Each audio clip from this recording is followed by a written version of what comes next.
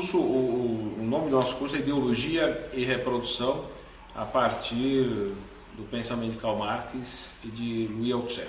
Nós dividimos o curso da seguinte maneira. Primeiro, só uma apresentação rápida, né, de Marx e Althusser. Depois, aí a primeira parte de fato, né? Vamos tentar definir ideologia, e como é um tema muito tratado, né? Primeiro a gente pensar o que ideologia não é, para depois tentar ir para o que ideologia é. No segundo momento a gente discutir a questão da ideologia e a sociedade capitalista. E por fim, né, depois a gente conseguir ajustar isso tudo, a gente pensar na questão da reprodução. A reprodução quer dizer o quê? Quer dizer como que a ideologia auxilia a sociedade capitalista a se manter, enfim, ou reproduzir nesse sentido de se reproduzir no tempo, né? Persistir no tempo sem passar por nenhum processo de transformação, etc. Então esses são os nossos objetivos. Vou começar aqui então pela uma apresentação muito rápida dos nossos dois autores de referência, né? Então o Marx e o Althusser. Então, primeiro aqui o Marx, né?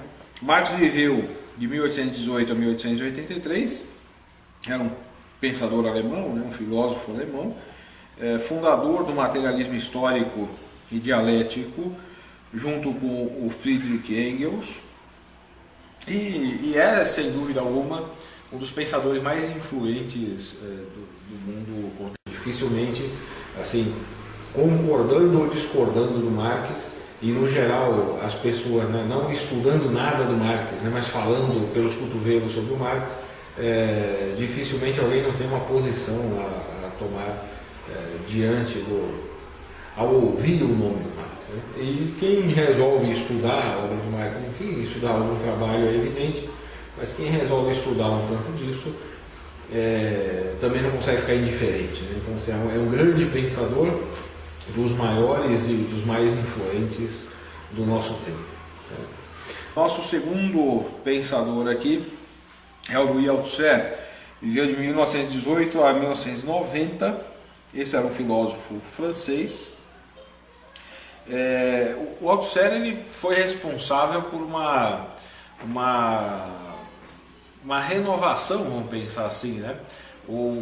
A gente pode tratar como um retorno, como uma renovação, enfim, né, como a gente quiser.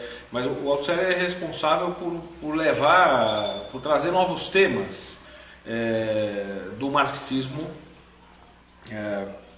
para os nossos dias, né? Então, tanto diante do dogmatismo próprio ali dos processos que envolveram o marxismo da Terceira Internacional, vamos chamar assim de forma genérica, né?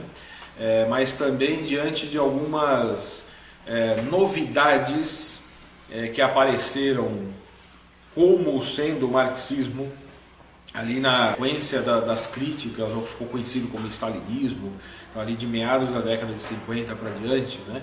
A tentativa ou a mistura, né? Ou a miscelânea que se fez ali com o existencialismo e o marxismo, enfim, o humanismo, como o Althusser chamava, o humanismo teórico, né, sendo apresentado também em algumas versões supostamente ajornadas de marxismo. Então assim, o que ele consegue fazer é uma crítica a essas correntes todas, e ele consegue recolocar o marxismo em outros termos, né, enfim, e a partir de uma leitura sintomal do próprio Marx, enfim, como poucos pensadores marxistas conseguiram fazer ao longo do século XX. Então, um filósofo também bastante importante aí dentro do marxismo, né? Um filósofo fundamental, e que, assim como o próprio Marx, dificilmente alguém fica indiferente, né, diante do nome do Althusser. Um pensador importantíssimo, e nessa questão da ideologia em particular, ele tem uma contribuição bastante interessante. Então vamos avançar para o nosso tema especificamente, né? Então vamos começar ali. Ideologia, como eu falei, vamos tentar definir o que é ideologia, mas vamos começar pelo que ideologia não é, né? Por que isso? Esse termo ideologia, né, ele foi utilizado, ele apareceu ali no final do século XVIII, e de lá para cá ele tem sido utilizado de maneiras diversas, mas utilizado assim por correntes distintas e com objetivos distintos, enfim. Então, quando a gente fala de ideologia, é necessário primeiro tirar do caminho uma porção de distorções desse termo, para depois a gente poder melhor conceituar e entender o que a gente está chamando aqui de ideologia e o papel que ela tem no processo de reprodução. Então, se a gente começar por ali, assim, o que ideologia não é, do mais simples para o mais complicado. Ideologia não é estudo das ideias. Em que sentido isso, né? Naquele sentido que se tornou algo bastante comum, tudo que acaba com logia, a gente dizer que é estudo de alguma coisa. É só isso. Primeiro que o termo surgiu com essa pretensão. Ideologia, quando aparece ali no fim do século XVIII, ela aparece na França com a ideia de se criar uma ciência que estudasse as ideias, de maneira assim, grosseira e sumária. Então, essa ideia de uma ciência que estuda as ideias, a ideologia não é estudo das ideias, assim como biologia não é estudo da vida. A biologia é mais que isso, né? A sociologia não é estudo da sociedade, né? Muito mais do que isso. Então, a ideologia também não é estudo das ideias. Então, retiramos isso desde já. A ideologia não é isso. Em segundo lugar, a ideologia como um conjunto de ideias. Esse aqui é o termo mais comum. Ele é mais usado assim. Ideologia é como se fosse um pacote de ideias que um grupo determinado ou um indivíduo qualquer toma para si.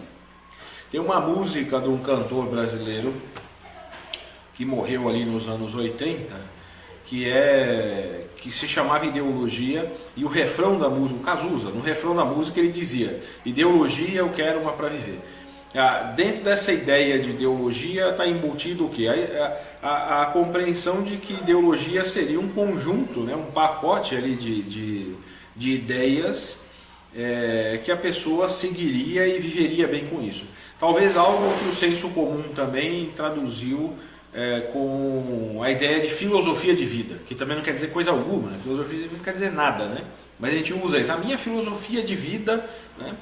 A ideologia entraria como isso, quer dizer, como se fosse um conjunto ali de princípios e de ideias, de valores que norteariam a sua vida ali consciente, né? Isso poderia ser escolhido, né? Assim, então num balcão de ideologias ali, você vai lá, escolhe uma e segue aquela que provavelmente melhor pode te fazer feliz. A ideologia não é isso também, né? Não tem como ser isso.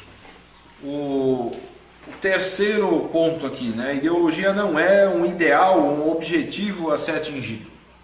Isso aqui está casado com o anterior. Então, não é um conjunto de ideias que você escolhe para nortear a vida, e também não é um objetivo a ser atingido. Então, não é algo que a gente escolhe como se fosse uma meta para a vida, né? Assim, às vezes as pessoas expressam isso daquela forma assim: fulano é muito idealista, né? E por aí vai. Então, esses usos, né, do ideal, do idealista ou da ideologia como se fosse objetivo, como se fosse um sonhador ou qualquer coisa assim, também não corresponde ao que é ideologia. Tiramos isso daí também. E por fim, né, o quarto sentido, e esse é o mais complicadinho, né, é aquele que associa ideologia à falsa consciência da realidade. Então, ideologia seria uma falsa consciência. Não é falsa consciência de duas maneiras aqui, né? Não é falsa consciência da realidade em dois sentidos. No primeiro sentido, porque a ideia de uma falsa consciência carrega consigo a compreensão de que no momento em que nós tomamos consciência da realidade, então a ideologia se dissolve. Assim, a ideologia seria, portanto, e aí o primeiro sentido se casa com o segundo, né? Então, assim, não é no primeiro sentido, né? Falsa consciência, por quê então? Vamos lá. Falsa consciência, nesse caso, seria a compreensão de que, ao tomar consciência dessa tal realidade, então, a ideologia se dissolveria. E isso se casa com o segundo sentido, que é tratar a ideologia como se fosse uma operação apenas da consciência. E, portanto, também individual. Ou ainda que se queira construir qualquer tipo de noção de consciência coletiva ou qualquer coisa do gênero. Veja, a ideologia não é uma inversão da realidade que se opera dentro do cérebro das pessoas, como aparece inclusive num texto de transição do Marx, né, da sua fase de juventude para a fase de maturidade, ali num texto que não foi publicado, chamado de Ideologia Alemã. Né? A ideologia não é a inversão da realidade que ocorre na retina ou que ocorre na consciência das pessoas. Né? Nós vamos ver que a ideologia é exatamente o contrário. Né? A gente pode chamar de inversão, para usar esse termo que é figurativo só, né? Ou deturpação, não ocorre na cabeça. Ocorre que a própria realidade se apresenta invertida ou se apresenta deturpada. É isso que torna as coisas muito diferentes. Então, jamais ideologia é uma operação da consciência. Né? Ao contrário, a consciência é também produto ou é afetada, vamos usar nesses termos, pela ideologia. Então não é falsa consciência da realidade. Então não existe uma consciência falsa de um sujeito alienado que, ao tomar consciência do que ele é de fato, se emancipa e qualquer coisa do gênero. Né? Essa coisa da filosofia idealista que é carregada, né, por algumas correntes do próprio marxismo não tem nada a ver com esse conceito de ideologia.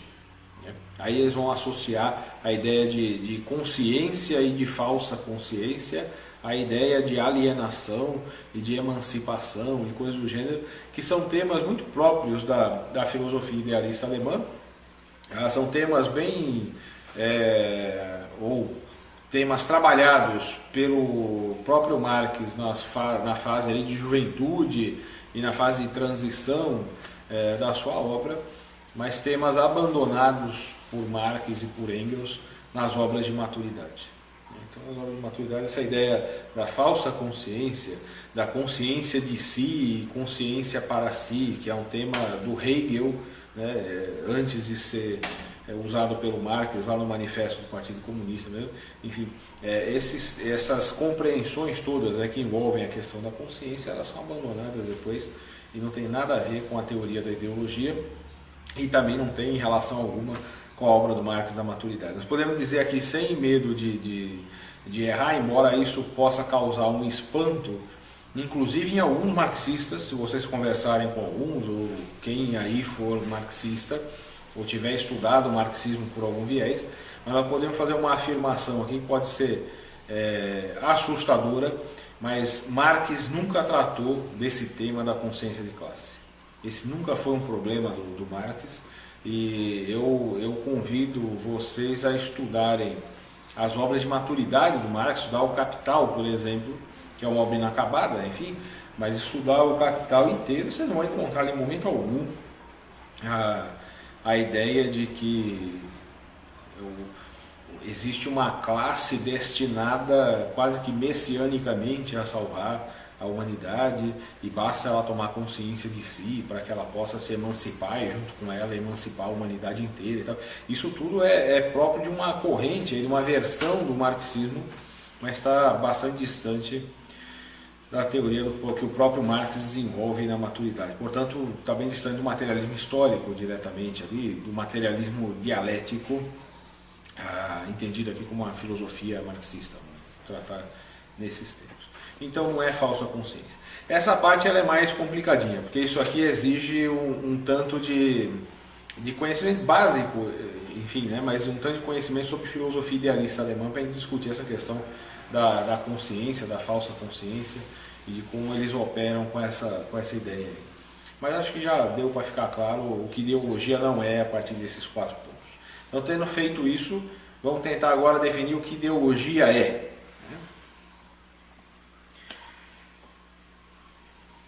Eu já adiantei um tanto, né, mas a gente pode definir ideologia de forma assim, mais direta e sumária e tentar explicá-la como uma representação deturpada da realidade e da inserção dos variados grupos nas relações sociais de produção.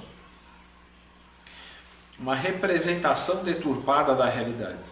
Eu insisto aqui, a ideologia não é uma deturpação da realidade que acontece na mente, né, no cérebro, na cabeça.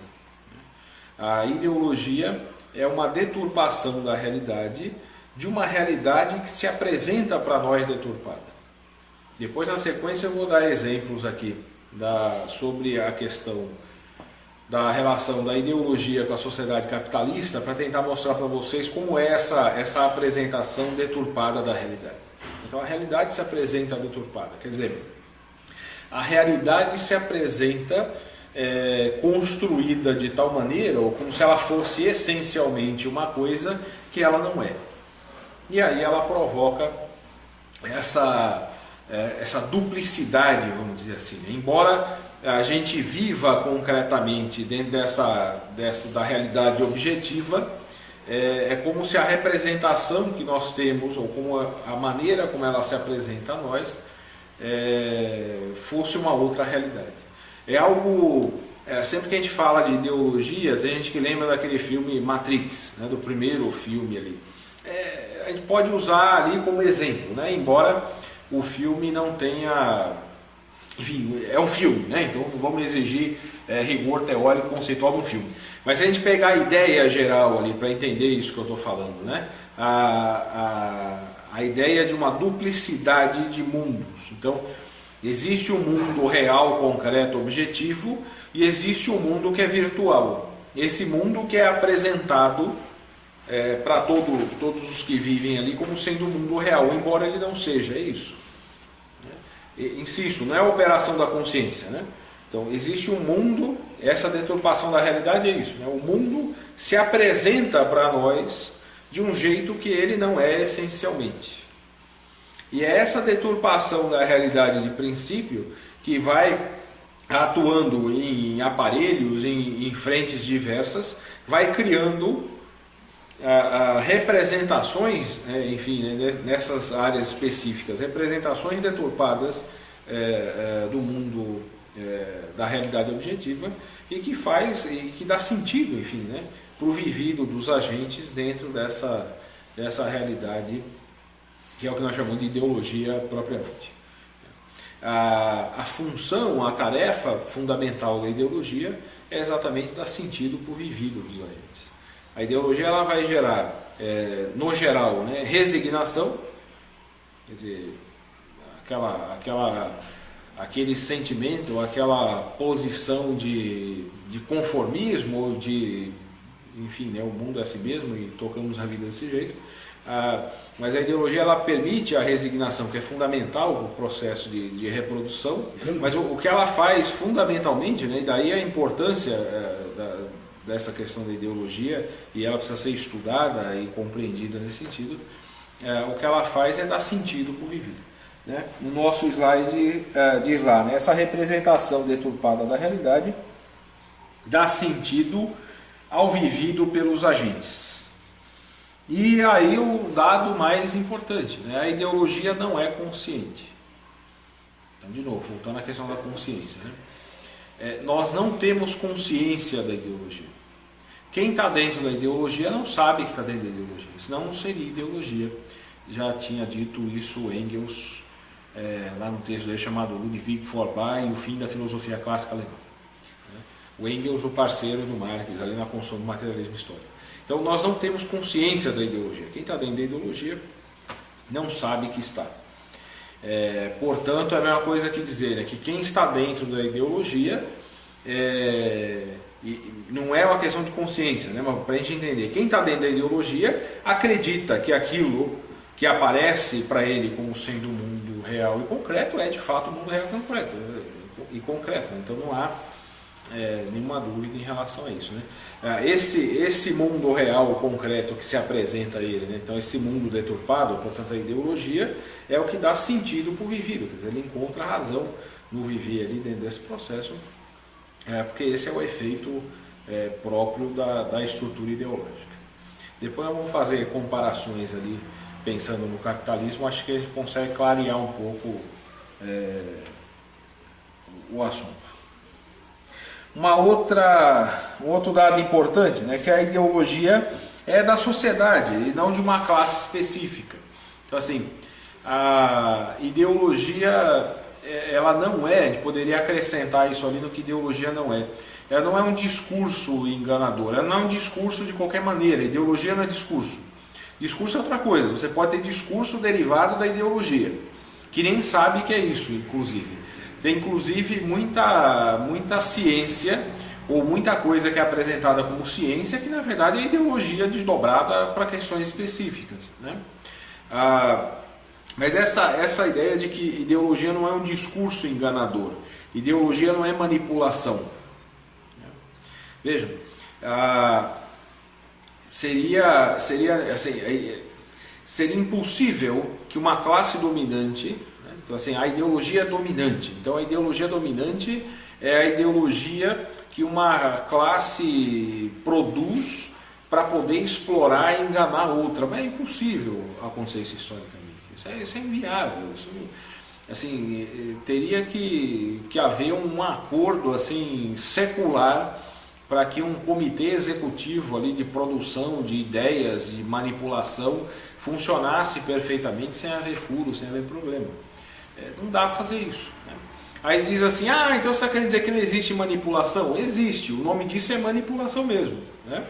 O nome do que a imprensa faz, do que a indústria cultural faz de uma forma geral, isso é manipulação mesmo, né? Você manipula a informação, você manipula as opiniões, você consegue fazer isso perfeitamente. Agora, mesmo em conjunturas muito específicas, né, e no tempo ali assim bastante estreitas, isso tem furos, né? A Rede Globo, por exemplo, ela pode armar lá as suas falcatruas, as suas mentiras, as suas misérias e as suas manipulações, mas imediatamente você já tem furos diversos nisso, uma porção de gente apontando a manipulação e onde que está o furo, onde que está a deturpação e etc. E tal. Então isso não é consciente e mesmo que tentassem fazer isso permanentemente, isso não funcionaria tão bem. Ideologia não é isso, né? Não é um discurso embuste, não é um embuste, né? Um discurso embusteiro, um discurso enganador. Ideologia é da sociedade como um todo. Ideologia não é negativa necessariamente. Ideologia é algo que pertence à nossa espécie. A espécie humana que adquiriu e desenvolveu essa capacidade que nós chamamos de inteligência, de consciência, de qualquer coisa que a gente queira chamar, mas a nossa espécie que desenvolveu a capacidade de intervir na realidade, de transformar a realidade de acordo com suas necessidades e de gerar necessidades, e as necessidades são determinadas ideologicamente também e por aí vai, desenvolve esse tipo de coisa, quer dizer, né? Em qualquer formação social humana nós vamos encontrar esse fenômeno ideológico, seja em sociedades divididas em classes ou não. Vocês sabem que as sociedades divididas em classes sociais, para a nossa espécie, elas são muito recentes, né? Coisa aí de, se a gente abusar bastante do tempo, né? De 10 mil anos atrás, né? Então, de 10 mil anos para cá, nós temos sociedades divididas em classes sociais. A nossa espécie, só a nossa espécie específica, o Homo sapiens sapiens, tem em torno de 50 e 60 mil anos. O hominídeo mais antigo encontrado até agora tem 3 milhões de anos. Então, a maior parte do nosso tempo nós vivemos em sociedades não divididas em classes. Nômades, etc. e tal, depois sedentários e por aí vai. Olha, sempre que existiu grupo humano, sempre que existiu vida social humana, e nós somos animais sociáveis, nós somos uma espécie gregária, fatalmente a ideologia está presente nisso aí.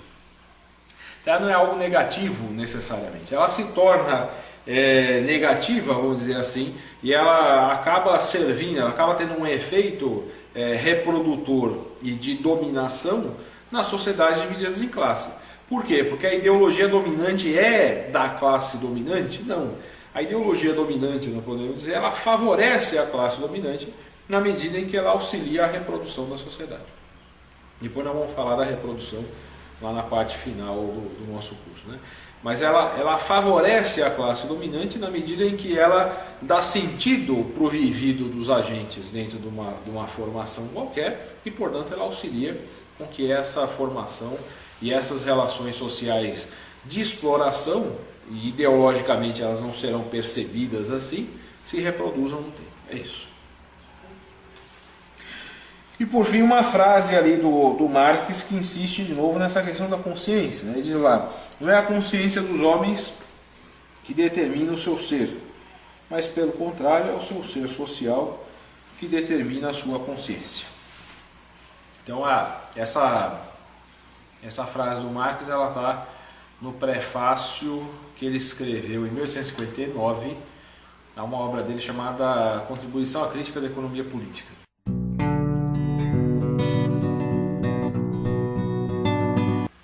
E não o contrário, né? Então, de novo, né, insistir nessa ideia de que a ideologia e que a consciência é afetada ideologicamente e não o contrário, né? Afinal de contas, nós pensamos da maneira como vivemos e não vivemos da maneira como pensamos. Entende isso? É o contrário. Geralmente a gente tende a pensar isso, né? Que nós pensamos e organizamos a vida e vivemos depois. Como se o nosso pensamento fosse algo para além da realidade, como se ele tivesse destacado e deslocado da realidade objetiva. E é o contrário, né? Na verdade, a gente pensa da maneira como vive. E essas são as determinações da vida concreta que vão também construindo as nossas maneiras de pensar. Enfim, eu acho que a gente consegue encerrar essa primeira parte conceituando ideologia e dizendo que ideologia não é. Aí a gente parte para o segundo bloco para tentar pensar ideologia dentro de formações sociais capitalistas. Aí eu vou tentar dar mais exemplos disso, quem sabe isso fica mais claro se não ficou ainda. Bom, o nosso segundo bloco agora vamos tentar pensar a ideologia relacionada à sociedade capitalista.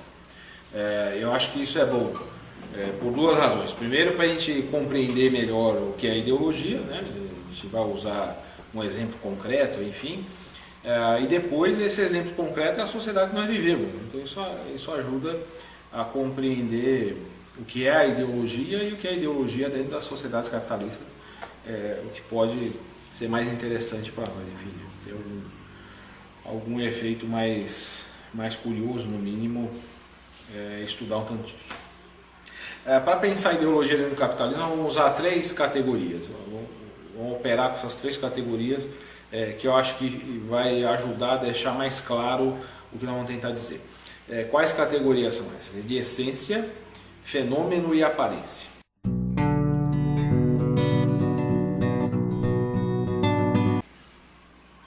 Essência, fenômeno e aparência.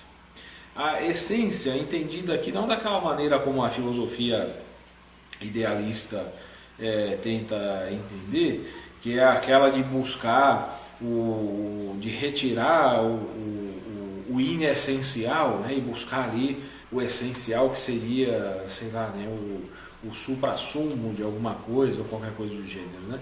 Na verdade, quando a gente pensa na essência de uma sociedade, de uma formação social qualquer, do modo de produção, o que a gente está falando assim, são aqueles traços que determinam que aquele modo de produção seja aquilo e não outra coisa, é isso, né? Então vale mais a gente falar, não no sentido daquela categoria de essência, né, metafísica ou qualquer coisa do gênero, semelhante à substância e por aí vai, mas a gente pensar em essência como os traços essenciais de uma formação, de um modo de produção qualquer, né? Então nós estamos falando dos traços essenciais da sociedade capitalista. Então a essência aqui, né, a essência que junta esses traços essenciais, portanto é conjunto. Esse conjunto significa o que então? Né? Como uma palavra conjunto quer dizer, né? Uma palavra conjunto significa a junção de várias coisas, né? De mais de uma coisa pelo menos. Então o conjunto aí.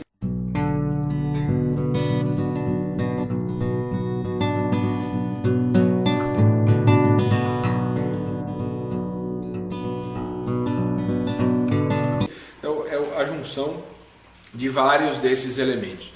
Cada um desses elementos é o que a gente chama de fenômeno. O fenômeno é a expressão sensível da essência, né? Então, cada manifestação sensível da essência é fenômeno, certo? Então, a essência ela é formada ali por um conjunto de fenômenos, certo? Se a gente pensar, por exemplo, só no processo produtivo capitalista, nós podemos falar de alguns fenômenos que formam a essência do processo produtivo capitalista, que é a produção, circulação, distribuição e consumo. A produção propriamente dita, a circulação, né, é a forma como as mercadorias são distribuídas pela sociedade como um todo. A distribuição aí no caso é como cada classe, né, ou cada agente do processo produtivo participa da divisão aí da riqueza social produzida e no processo produtivo em si, e o consumo, que é o momento final ali, né? Esse conjunto de fenômenos, né, demarca ali essencialmente o que é o processo produtivo capitalista, certo? Então, essência, fenômeno, entendemos ali os fenômenos todos. O que é a aparência nesse caso? A aparência é sempre, esse efeito da aparência ocorre sempre quando um fenômeno é tomado como a essência do conjunto. É simples isso. O efeito da aparência é o quê? O efeito da aparência é uma deturpação da realidade, é uma deturpação da essência. Por quê?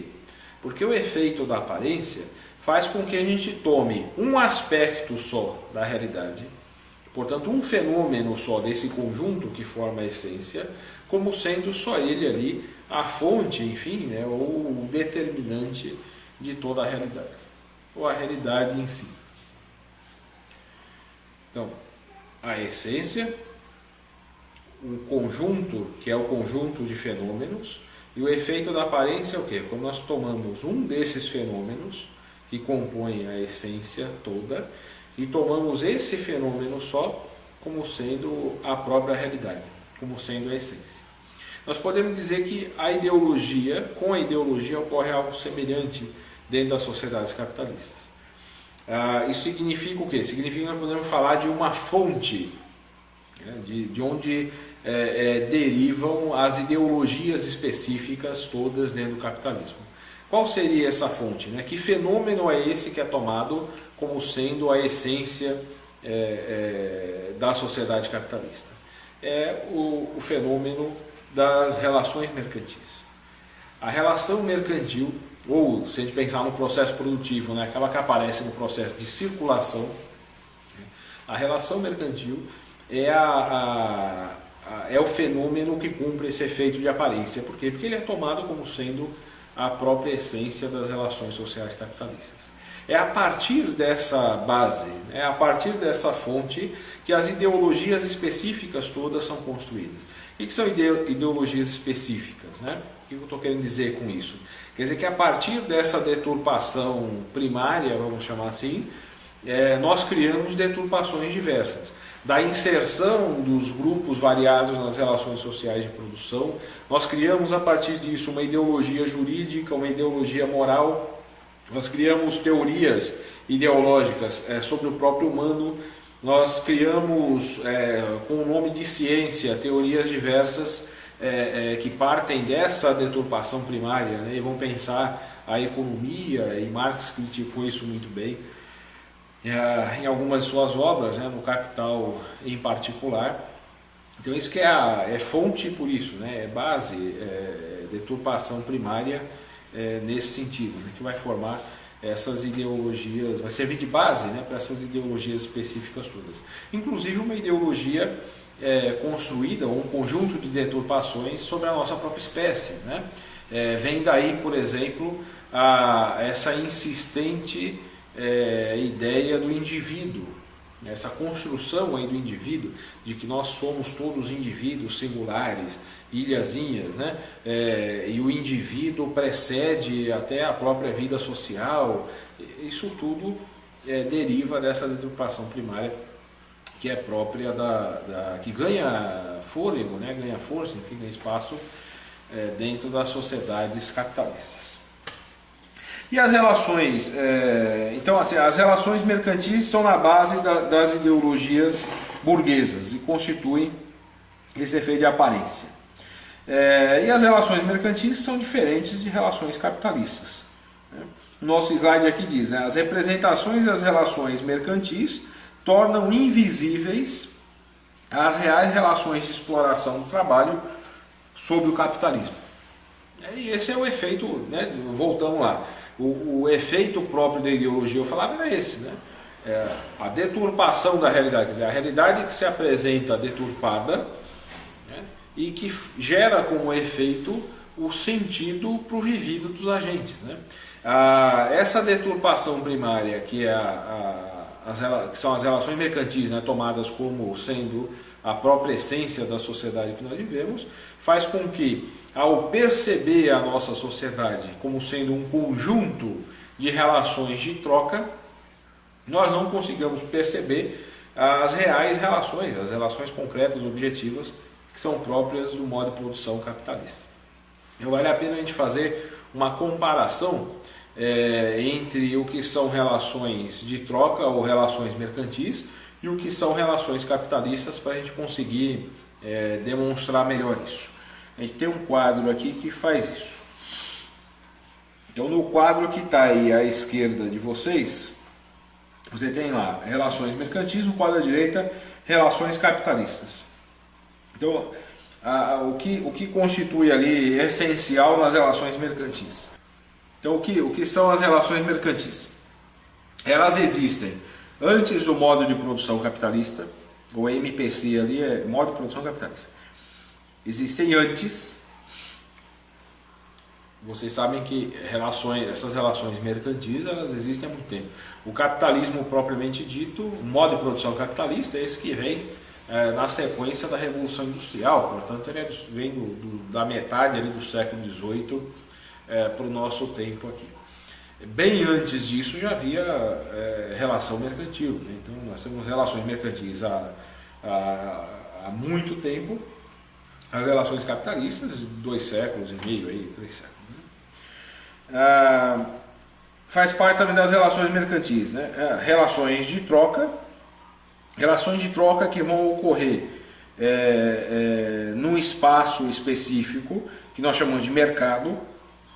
E esse mercado é mercado de roupa, de comida, inclusive mercado de trabalho.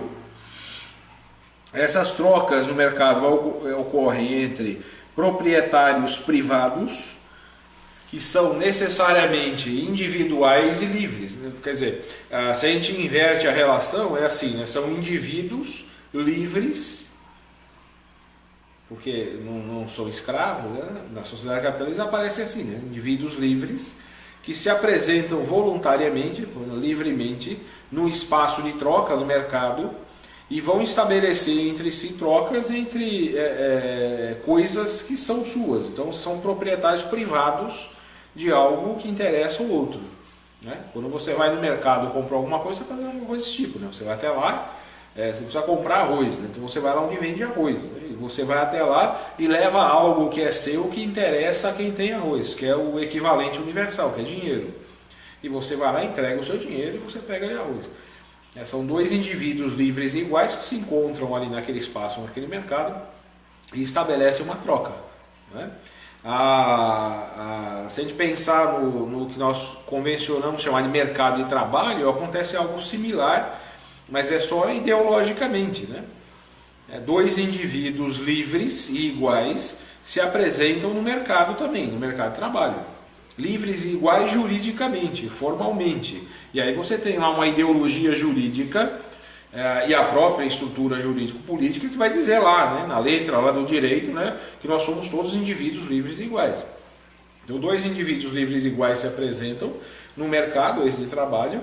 Um oferece trabalho e o outro precisa de trabalho. Um oferece trabalho e o outro oferece dinheiro para o trabalho. Quem oferece trabalho é o trabalhador. E quem precisa de trabalho é o capitalista, né? Que tem lá as máquinas, as ferramentas, as matérias-primas, etc. Mas precisa de quem opere aquilo. Esses 2 indivíduos livres e iguais podem estabelecer um contrato. Eles são proprietários privados de algo que pertence privadamente, né? Portanto, a cada um deles ali. Um trabalha e o outro é equivalente universal. E eles estabelecem um contrato de troca. Ó, eu te dou esse tanto de dinheiro e você me dá esse tanto de trabalho. Ora, não é por acaso, né, não é à toa, que os dois pilares do direito burguês, né, do direito dentro das formações capitalistas, os dois pilares são o contrato e o direito à propriedade. Tudo vai gerar em toda essa ideia do contrato. Nós vamos fazer isso o tempo todo. Até o casamento é visto como algo desse tipo. Né? Portanto, né, vamos lá de novo. Né, ó, relações mercantis existentes antes do modo de produção capitalista, que estabelece relações de troca no mercado entre proprietários privados, individuais e livres, que estabelecem ou não um contrato. Estabelecido o contrato, o momento que vem em seguinte é o do consumo. Né?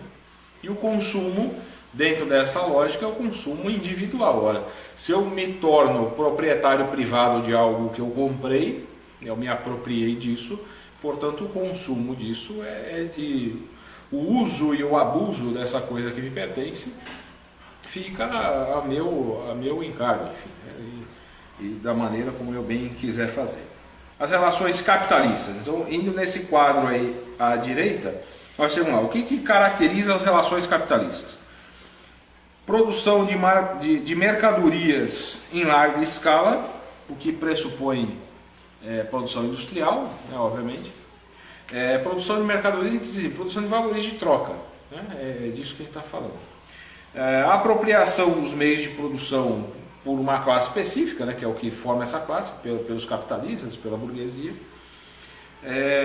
Existência de trabalho assalariado, portanto, uma massa de trabalhadores que não possuindo nada, não possuem meios de produção, eles não têm as máquinas, não têm as ferramentas, não têm as matérias-primas, não têm os espaços, então eles só têm a própria força física, a capacidade de trabalho para vender em troca de salário, né? Existência de trabalho assalariado, e extração de mais-valia, né? Que é a fonte do lucro dentro das formações sociais capitalistas. Né? Extração de mais-valia, assim, de forma... a mais-valia, assim, de uma forma bem bruta e simplificada, né? Isso merece ser estudado com mais carinho, né? Mas só para quem nunca teve contato com esses termos, essa ideia de extração de mais-valia significa o seguinte, né? A mais-valia seria a diferença existente, e eu insisto, isso é só um resumão assim, bem grosseiro para a gente estudar melhor depois. Mas a mais-valia seria a diferença existente entre o que o trabalhador produz como valor de fato e o que ele recebe por esse tempo de trabalho e, portanto, pelo tanto que produziu. Né? A ideia é que o trabalhador sempre vai produzir muito mais valor do que o que ele recebe de fato. Né? Essa diferença aí constitui a fonte do lucro dentro do modo de produção capitalista. Né? Para entender melhor essa teoria da mais-valia, vale a pena um curso desse nosso à parte para estudar isso melhor. Né? Tem formas diferentes, enfim, valeria a pena. O mais importante para nós aqui, né, se a gente voltar aqui e olhar os slides de novo, é que relações, então duas coisas importantes aqui. Primeiro, relações mercantis e relações capitalistas são muito diferentes. São duas coisas distintas. E eu insisto, as relações mercantis, elas estão dentro das relações capitalistas, elas não são uma imaginação, elas não são uma invenção. Então as relações mercantis, elas existem como um dos momentos do processo produtivo capitalista. Elas existem antes do modo de produção capitalista aparecer historicamente, e elas persistem no modo de produção capitalista. Só que elas persistem como uma parte só. Esse efeito da aparência, o efeito da deturpação primária, ocorre por quê? Ocorre porque nós tomamos essas relações mercantis como sendo a própria essência, como sendo o conjunto das relações que nós vivemos. Como isso é disseminado nas demais instâncias, nos aparelhos ideológicos, nós vamos tratar deles já, e ideologias práticas específicas, ocorre essa deturpação em todos os sentidos, né? Esse conjunto que vai gerar sentido para o vivido dos agentes. A segunda importância desse quadro aqui é o exemplo que eu falei que ia dar para vocês, que é mais extremo. Vamos tentar pensar a relação de trabalho dentro do quadrinho ali que trata a sociedade como relação mercantil só e depois como relação capitalista. Como relação capitalista já está claro ali, é uma relação entre classes, é relação social o tempo todo, porque são classes diferentes, quer dizer, grupos distribuídos, né, em funções distintas no processo produtivo, isso constitui as classes, né, e dentro das formações sociais capitalistas, uma das maneiras históricas, aí, das formas históricas de sociedade de exploração do homem pelo homem que nós temos. Isso aí está bem claro.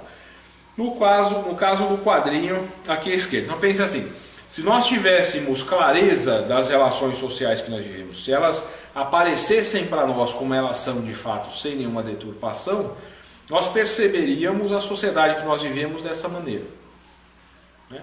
Uma sociedade de exploração, do jeitinho que eu falei aqui agora. Mas nós não vemos nossa sociedade assim. Por que nós não vemos assim? Porque nós pensamos isso que eu chamei agora de relação de exploração entre classes, nós pensamos isso como se fosse uma relação mercantil e individual. Daí o efeito da ideologia. Nós não percebemos nossas relações como elas são, mas por esse viés deturpado. Então vamos voltar aqui no quadrinho da esquerda das relações mercantis. Eu insisto na ideia do trabalho, né, que a gente já tinha falado. Então você se apresenta no mercado, que é o mercado de trabalho, para estabelecer uma troca com outro proprietário privado individual que livremente também se apresenta nesse mercado como você. Ali você pode estabelecer um contrato, que é o contrato de trabalho. Nós damos esse nome também para isso, não é isso? Você vai estabelecer um contrato de trabalho. Esse contrato de trabalho você pode ou não estabelecer. É isso. O Adam Smith, que é um economista da economia clássica, enfim, liberal, etc., ele dizia, por exemplo, que a relação de pagamento de salário jamais é injusta. Por quê? Porque o salário é sempre resultado de um acordo e de um contrato estabelecido entre dois indivíduos livres e iguais. O que isso quer dizer na prática? Quer dizer que você vai lá até a empresa que precisa contratar alguém, a empresa te oferece um tanto de dinheiro pelo trabalho que ela quer que você faça e você é livre ou não para aceitar isso. Se você aceitou, quer dizer, então você estabeleceu o contrato, você não tem do que reclamar, afinal de contas você era livre, o mesmo tanto que você era livre para aceitar, você era livre para não aceitar. É claro que tem algo muito errado nisso aí, né? Essa relação não é uma relação entre indivíduos iguais. Por isso que essa igualdade dentro do capitalismo ela tem que ser expressa sempre como igualdade jurídica só. Se a gente pensar na realidade, essa relação é uma relação extremamente desigual. O contratante, ali, a empresa contratante, que nós vamos tentar tratar individualmente também, até juridicamente, quando a gente inventa aquela coisa da pessoa física e da pessoa jurídica, né? Essas pessoas distintas, elas vivem em relações extremamente desiguais. Essa pessoa jurídica aqui, né, o empresário, enfim, ele tem uma porção de gente que ele pode contratar se você não aceitar o que ele lhe oferece pelo seu trabalho. O trabalhador, no geral, não tem essa possibilidade. Aliás, como regra, e é como regra, né, o trabalhador não só não tem como rejeitar o que se oferece pelo trabalho dele, como ele nem mesmo escolhe no que vai trabalhar. Como regra é isso, ele vai trabalhar, não quer aparecer, né? Porque ele precisa sobreviver. Então não é uma relação entre iguais, entre indivíduos livres, nada do gênero. Esse aqui ele não tem escolha. Quando você tem que escolher entre coisas muito distintas, isso não é escolha. Então escolher entre trabalhar e ganhar pouco e morrer de fome, isso não é escolha, né? Isso é uma condenação, né, de um lado e do outro. Escolher entre uma laranja e uma bicicleta não é escolha, são coisas muito distintas, né? Então, na verdade, na realidade, ali não existe escolha. Mas pense assim, ainda assim, bom, suponha isso, você vai lá e aceita o contrato. Então tá bom, tá, então eu fui lá, me apresentei e vou trabalhar. você ainda não se vê como classe social. Você não percebe essa relação ali, você dentro de relações que estão ocorrendo entre classes sociais. É por não pensar essa relação como indivíduos. Se a gente pensar nesse quadrinho das relações mercantis, a fase que vem depois é uma fase que é individual. É como se as relações sociais tivessem acabado ali no contrato. Ele se apresenta, a relação social acaba ali. O consumo, que é o que vem depois, e o capitalista que comprou a sua força de trabalho vai consumi-la, ele vai tentar sempre consumir mais do que o contrato permite, você não tem a dúvida disso. Mas, enfim, mesmo que ele faça só o que o contrato estabelece, ali é a fase do consumo. E nós dissemos agora há pouco, nas relações mercantis, o consumo é individual. E é individualmente que, no geral, você vai se relacionar com o seu empregador e ele com você. No geral é isso. Isso significa que você, vivendo assim, não vai sentir a exploração do trabalho? Se a gente pensar no quadrinho que está do lado ali das relações capitalistas, ele está falando de exploração, de classe, do trabalho. Significa que você não vai sentir a exploração do trabalho? Vai. Isso vai aparecer nas suas reclamações mesmo, isso vai aparecer de uma forma assistemática, de maneiras diversas. Vai aparecer pelo seu cansaço, vai aparecer pelo tempo de vida que você gasta fazendo a mesma coisa, vai aparecer naquelas frases assim, de que você tem a impressão de que trabalha demais para ganhar de menos, etc. Então, como acontece com quase todos nós. Só que quando isso acontecer, quando isso acontecer, você vai, no geral, reagir por dentro da ideologia. Então, quando você sentir o peso da exploração do trabalho, você não vai pensar assim, então agora eu entendi. Lembra aquela história da consciência? Então agora eu tomei consciência, olha, a questão é de classe, então na verdade é a exploração de classe. Não, entendi as relações capitalistas. Você vai reagir por dentro da ideologia. O que você vai tentar fazer? Você vai pensar assim, olha, eu estabeleci esse contrato, e por esse contrato aqui eu trabalho esse tanto e recebo esse tanto aqui, e o que eu preciso fazer para me livrar desse peso que eu tenho sentido aqui de trabalhar demais e ganhar de menos. Eu preciso acabar com essas relações injustas de exploração e etc. e tal? Não. Eu preciso tentar me reinserir nessas relações e me vender por um preço melhor. Você vai se perceber como uma mercadoria e como alguém que participa ali diretamente como mercadoria dentro de relações mercantis, como se essas relações fossem as relações reais, objetivas e concretas que nós vivemos. Então você vai tentar se reinserir individualmente nessas mesmas relações. É claro que ali, durante trabalhando, você vai tentar ainda se diferenciar dos seus demais companheiros. Você vai ver seus companheiros não como companheiros de trabalho, como iguais, mas como concorrentes. As faculdades não fazem isso. Vocês não tiveram professores na escola ou na faculdade que eles fazem esse discurso, né? De que você precisa se preparar para o mercado de trabalho, porque os melhores fazem não sei o que e os piores não sei o que lá, e você vai concorrer e o mundo é competitivo. Então eles enfiam na sua cabeça o tempo todo que você vai competir com os que são seus iguais. E você de fato vai absorvendo essa compreensão de mundo todo. Quando você vai reagir a isso, então, você vai reagir individualmente. Você pode, durante um tempo ali, é daí que surge peleguismo, né, puxa-saquismo, coisas do gênero, puxar tapete de companheiro de trabalho, essas coisas, essas disputas por promoção, coisas do gênero, mas não dando certo a coisa ali por dentro, você vai tentar se reinserir nessas relações individualmente, se vender mais caro. Você vai, inclusive, sabe fazer o quê? Tentar estudar um pouco, não estudar para adquirir conhecimento. Você vai se ver obrigado a estudar para conseguir um pedaço de papel no fim do curso que vai supostamente aumentar o valor dessa mercadoria que você pretende que é você mesmo. Então você vai tentar melhorar o seu preço e se reinserir nessas relações individualmente, sucessivamente. Você vai, como dizia, ele não dizia isso para esse fim, né? Mas eu estou me apropriando aqui da frase, e mais ou menos da frase igual, como diria Spinoza, você vai passar a vida inteira lutando por sua própria escravidão, como se lutasse pela liberdade.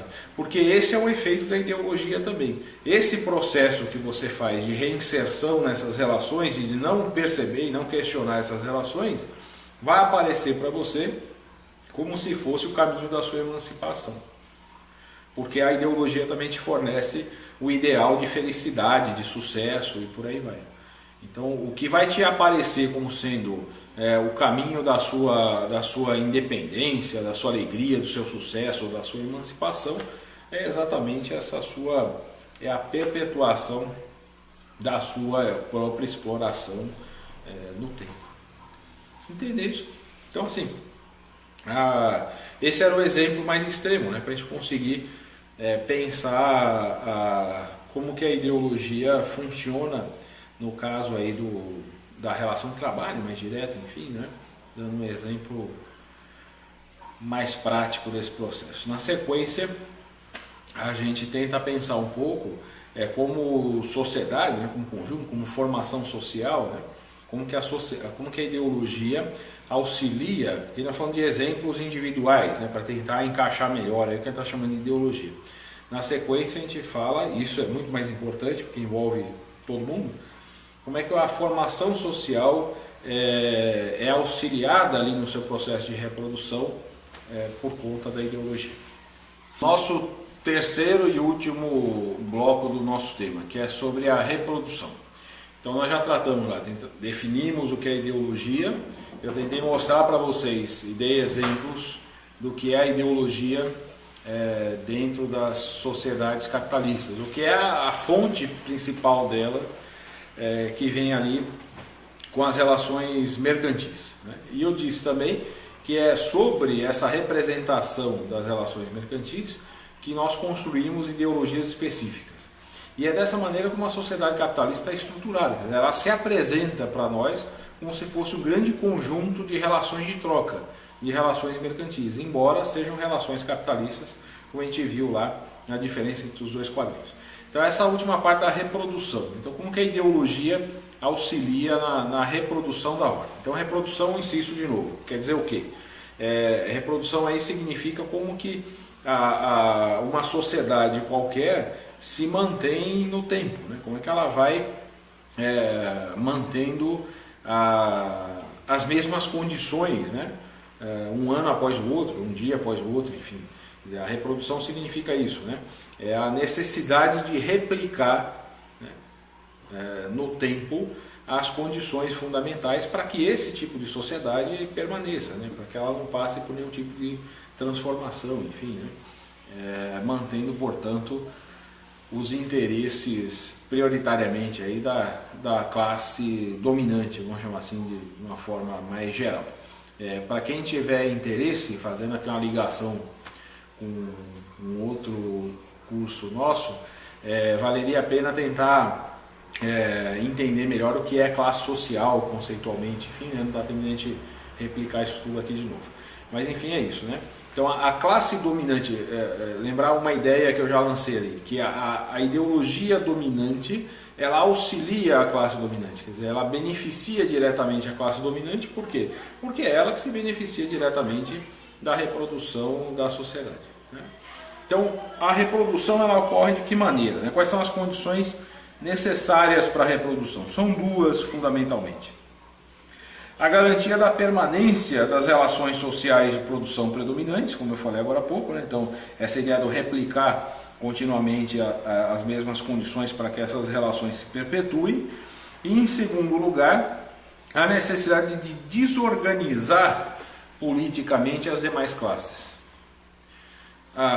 E a ideologia tem um papel importante nesses dois sentidos. Então, desorganizar politicamente as demais classes significa o quê? Né? Politicamente no sentido mais amplo do termo, né? Da política institucional, só partidária, etc. Né? É isso também e mais. Desorganizar politicamente as demais classes significa o quê? Significa não permitir que as demais classes se percebam como classe, né? Ou que elas ajam como classe na cena histórica e, portanto, ofereçam algum risco de transformação da sociedade. Ora, como que essas condições necessárias são garantidas no processo de reprodução?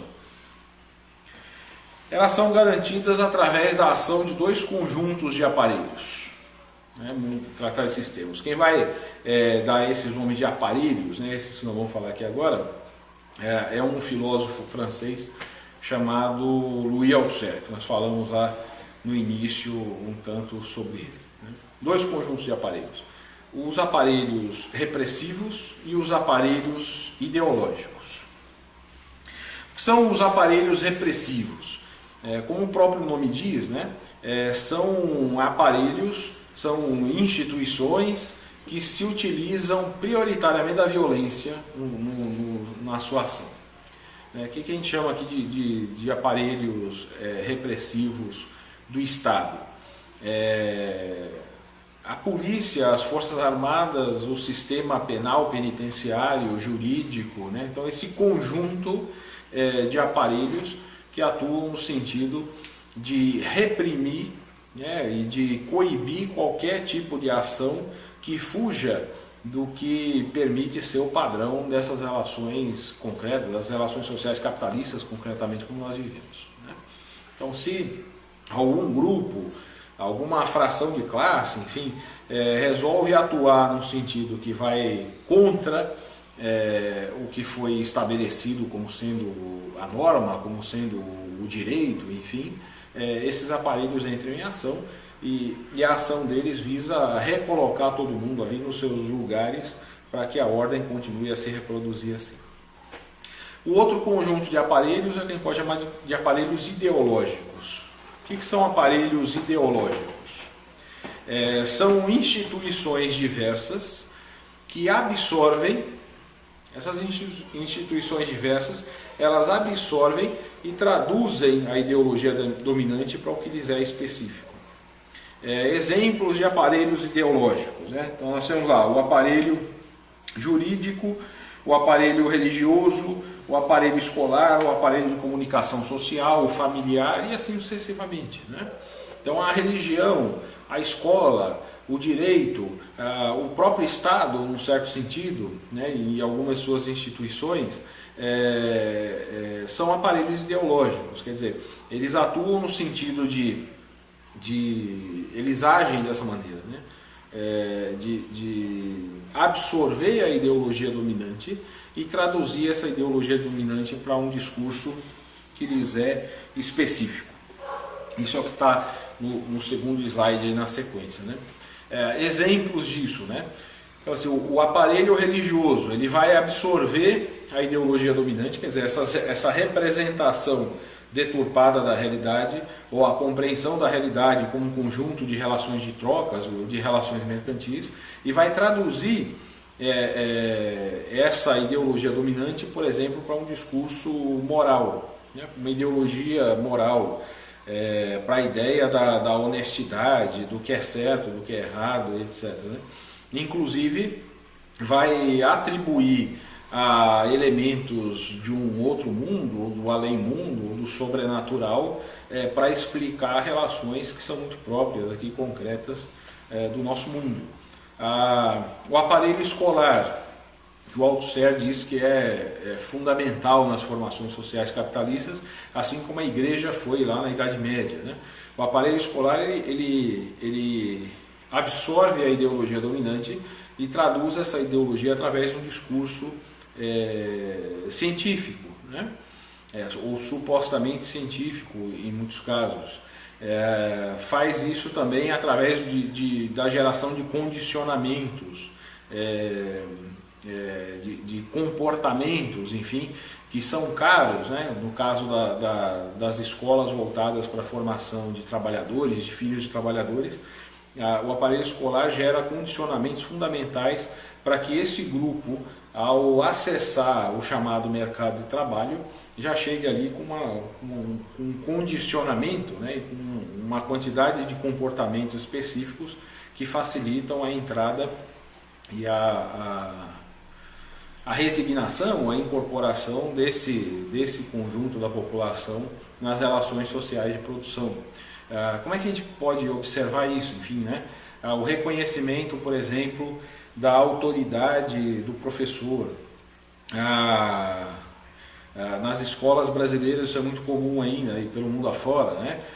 Sentar em formação militar, ser tratado como indivíduo, ali você é um número, você é avaliado individualmente, embora esteja ali com mais gente. A concorrência entre os estudantes ser algo estimulado no geral, né?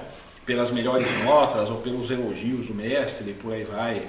O atender a disciplina, né? Dos horários, das tarefas que devem ser realizadas, inclusive tarefas que vocês às vezes não veem lá muito sentido. Se vocês começarem a pensar, por exemplo, em uma porção de coisas que a gente aprende na escola, e embora a gente não saiba para que aquilo serve, embora a gente jamais use aquilo na nossa vida prática, mas coisas que às vezes exigem um nível de atenção e de tempo bastante grandes, né, para que a gente possa aprender e executar aquelas tarefas, mesmo que a gente não saiba que elas existem. Que isso é fundamental para o desenvolvimento cognitivo e nas fases da vida e por aí vai, né, os pedagogos, os psicólogos vão tratar assim, eu não tenho dúvida. Mas eles são condicionados no sentido da absorção dessa massa em outros espaços que exigem o mesmo tipo de disciplina. Para ser bem prático, por exemplo, né, se a gente pensar assim, em equações do segundo grau, é bem provável que poucos de vocês, ou talvez nenhum de vocês, tenham, quando aprenderam equações do segundo grau, vocês são um exemplo, que o professor de vocês tenha explicado para você para que aquilo serve, né? E é bem provável que vocês passem o restante da vida, e pode ter certeza que 99% da população vai passar o resto da vida sem usar isso nunca mais, em momento algum, para fazer coisa alguma. Mas um condicionamento fundamental foi apreendido aí, que é o de você fazer algo que exige um nível mais ou menos complexo de capacidade intelectual e de atenção, sem saber para que serve, e você aprendeu a fazer isso porque alguém lhe mandou fazer. E porque você era obrigado a fazer isso, você precisava de uma nota ali para passar de um ano depois do outro. Esse tipo de condicionamento, por exemplo, é fundamental para filhos de trabalhadores, né? No trabalho na indústria, enfim, no trabalho nos escritórios, você vai também ter que aprender a fazer coisas que vão exigir uma capacidade intelectual, às vezes, bastante grande, mesmo sem fazer ideia alguma do que, para que aquilo serve, ou se aquilo faz algum sentido na sua vida, enfim, ou na vida de alguém, né? Então a escola vai fazer isso. Os meios de comunicação de massa, eu falei agora há pouco que esses meios de comunicação de massa, eles manipulam, o nome disso é manipulação mesmo. Mas tem um outro elemento aí, que é a maneira como eles apreendem, a maneira como eles traduzem as informações do dia a dia, nos jornais diários, por exemplo, do que acontece na sociedade, né? Então eles vão transmitir para nós informações sobre o dia a dia, e essas informações elas vêm aí permeadas de ideologia da mesma maneira. As representações que nós temos de vida, de sucesso, de fracasso, de alegria, e o aparelho familiar vai contribuir bastante com isso, né? Aquela coisa de projetar os pais, as mães, ou quem quer que cuide da gente, enfim, projetar para os filhos determinados planos de futuro que estão ligados a essas ideias de sucesso, né? E aí o machismo, enfim, né, que são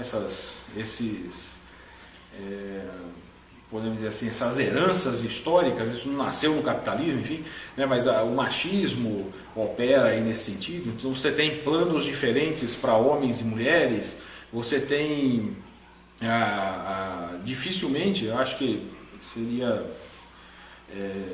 eu nunca vi pelo menos, mas seria curioso até ver, mas dificilmente vai encontrar um pai ou uma mãe que vai bater nas costas do filho e dizer assim, olha, esse menino aqui quando crescer, ele vai saber varrer uma rua que é uma beleza, ele vai varrer a rua inteira, assim, aquela rua vai ficar limpinha. Esse menino aqui, essa menina vai ser uma costureira assim, incrível, né? Ela vai costurar o dia inteiro, né? 10 horas costurando assim, que é um negócio maluco.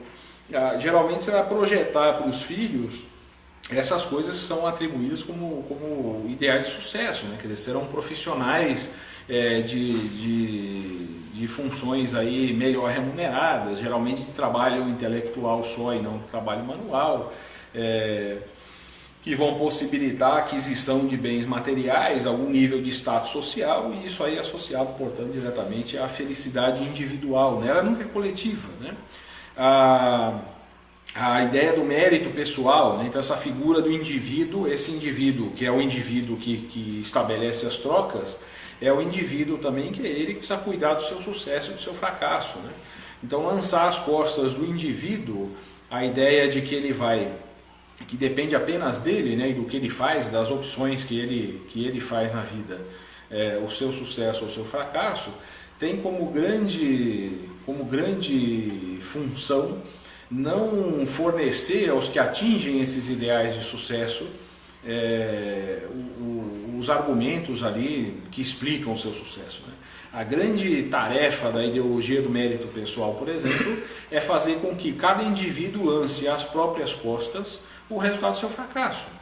Porque é assim que ele vai perceber, né, no momento em que, apesar de alguns esforços ali, né, não conseguir atingir esses ideais de sucesso, ele vai atribuir a si mesmo as razões do seu fracasso. E, de novo, né, não vai conseguir perceber que vive dentro de relações específicas, enfim, que independem da sua vontade, da sua ação e por aí vai, né? Não estou querendo dizer que é irrelevante, né, para o indivíduo se ele nasce pobre e consegue enriquecer durante a vida. Olha, isso é uma exceção, e é uma grande exceção dentro das sociedades capitalistas. A grande questão é que, se a gente pensar naquela representação típica das sociedades em forma de pirâmide, tem gente que diz hoje que é um losango já, mas enfim, mas a gente pensa naquela forma de pirâmide, pensem bem, o fato de alguém sair da base da pirâmide e chegar ao topo é irrelevante para a sociedade. Isso é relevante para a vida desse sujeito, assim, não tenha dúvida, né? Isso é excepcional. Mas a sociedade continua tal qual é. Então, quando nós pensamos isso tudo individualmente, né, nessa inserção nas relações de troca, nós deixamos de pensar a sociedade e suas relações como elas ocorrem concretamente. Então, os aparelhos ideológicos do Estado, junto com os aparelhos repressivos, né, eles cumprem um papel fundamental na manutenção da ordem. O direito e a ideologia jurídica conseguem cristalizar melhor do que qualquer conjunto de aparelhos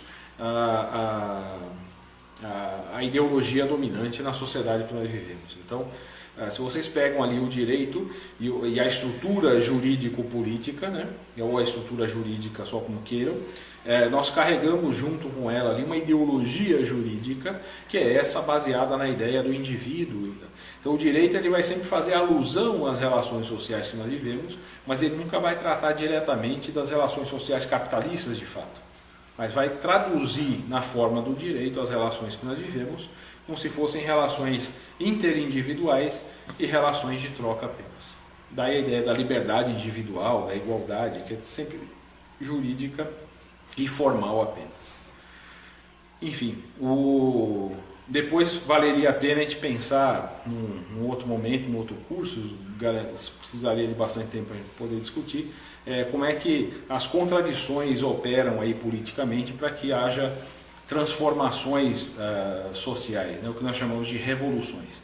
Mas isso é tema para um outro curso, e um curso bem mais extenso do que esse pôde ser. Espero que isso tenha ficado claro e ficamos por aqui.